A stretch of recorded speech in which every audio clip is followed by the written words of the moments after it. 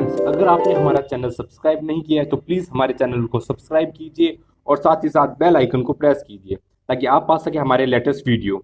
Hello everyone and welcome to Python training program for beginner. I am Gautam from WSCube. Friends, आज के इस video lecture में हम break and continue statement के बारे में डिस्कस करेंगे। So let's start. सबसे पहले हम बात करते हैं ब्रेक स्टेटमेंट के बारे में। In Python, the break statement provide you with the opportunity to exit from loop when external condition is reached.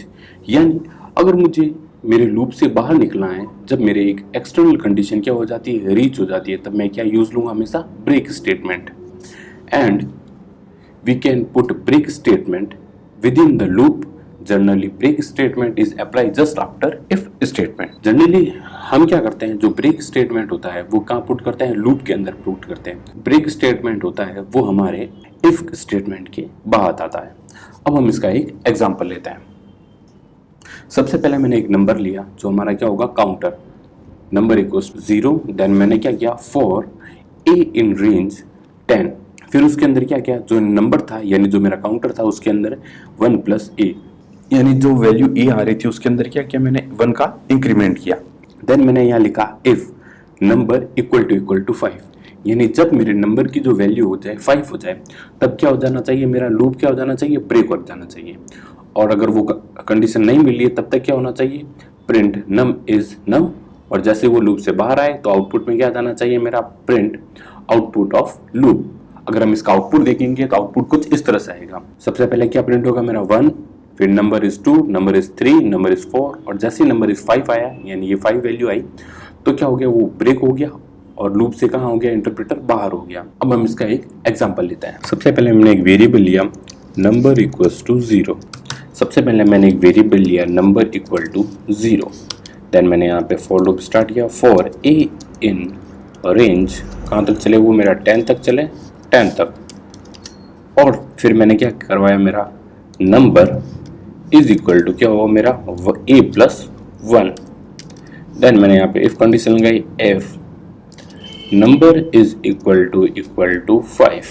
और जैसे ही मेरी जो नंबर है उसकी वैल्यू 5 आ जाए तो क्या हो जाना चाहिए, मैंने ब्रेक स्टेटमेंट लगा दिया और यहाँ पे प्रिंट करवाया, प्रिंट नंबर प्रिंट करवाया। और फिर क्या करवाया, मैंने लूप से बाहर निकला और मैंने यहाँ लिख दिया आउट ऑफ लूप। अब जैसे ही मैंने इस प्रोग्राम को रन करवाया तो आउटपुट में क्या है मेरा, 1 2 3 4 और out of loop.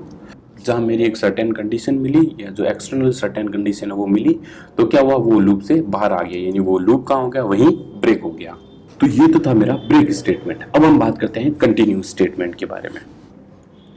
The continue statement gives you the option to skip a particular part of loop where the external condition is reach.